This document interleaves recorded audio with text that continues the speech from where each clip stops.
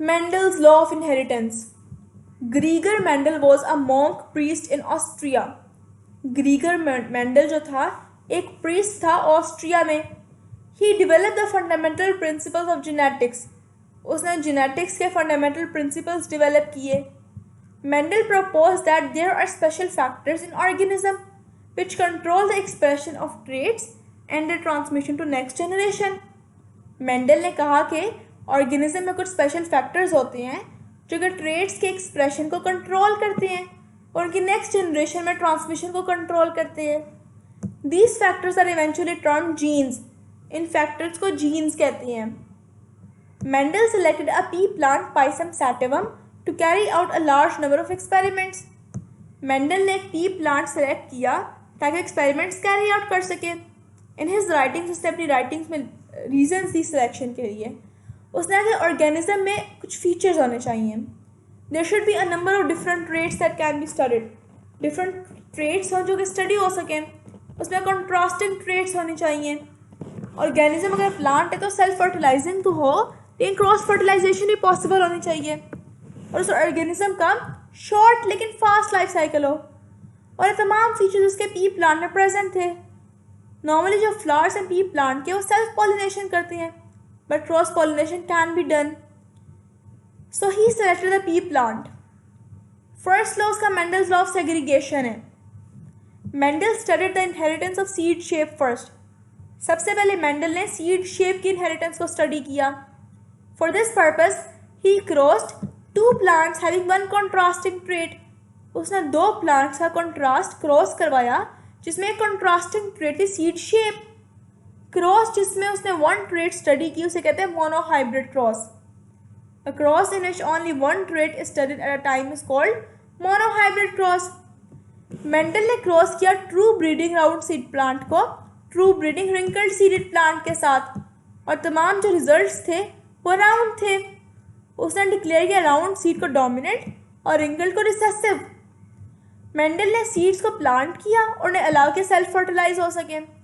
उसके रिजल्ट में उसने गॉट किया 7:3:2 सीड्स जिसमें 5:4:7 राउंड थे और बाकी रिंकल्ड थे. 3:1 आई. सिमिलरली जो ट्रू ब्रीडिंग टॉल प्लांट्स हैं जब वो ट्रू ब्रीडिंग शॉर्ट प्लांट्स से क्रॉस किए गए तो टॉलनेस डोमिनेंट ट्रेट थी और जो शॉर्टनेस और रिसेसिव ट्रेट थी. तो मेंडल ने दोबारा एक रेशो ली 3:1 की. Mendel concluded that traits under study were controlled by discrete factors और जीन्स. मेंडल ने कंक्लूड किया कि ट्रेट्स जो स्टडी हो रही हैं और डिस्क्रीट फैक्टर्स से कंट्रोल हो रही हैं. In each organism genes are present in pair. हर ऑर्गेनिज्म में पेयर्स में जीन्स प्रेजेंट होती हैं और जीन्स जो होती हैं सेग्रीगेट करती हैं एक दूसरे के साथ जिसकी वजह से वो एक जीन लेती हैं एक पेयर से. जब गैमीट्स मेल और फीमेल पेरेंट्स को यूनाइट करते हैं तो रिजल्टिंग ऑफस्प्रिंग्स पैदा होते हैं and these conclusions are called law of segregation. Second law Mendel का था law of independent assortment. Mendel ने दो कॉन्ट्रास्टिंग ट्रेट्स इस दफ़ा स्टडी की. Such crosses are called dihybrid cross. उसने दो ट्रेट्स को स्टडी किया शेप और कलर. जो ट्रेट थी राउंड सीड्स की उसे कैपिटल आर से रिप्रेजेंट किया जो कि डोमिनेंट थी. रिंकल्ड जो स्मॉल आर से रिप्रेजेंट हुई. इसी तरह yellow colour seed capital Y मतलब डोमिनेंट से रिप्रेजेंट हुआ और ग्रीन को स्मॉल वाई से रिप्रेजेंट किया.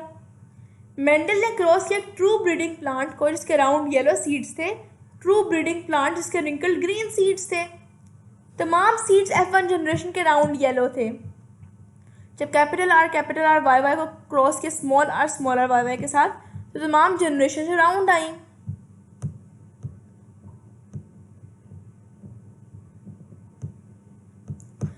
जब F1 सीड्स प्लांट्स में ग्रो किए तो सेल्फ फर्टिलाइज्ड हो गए और इस क्रॉस ने सीड्स प्रोड्यूस किए 4 फिनोटाइप्स के साथ. 315 राउंड येलो सीड्स आए.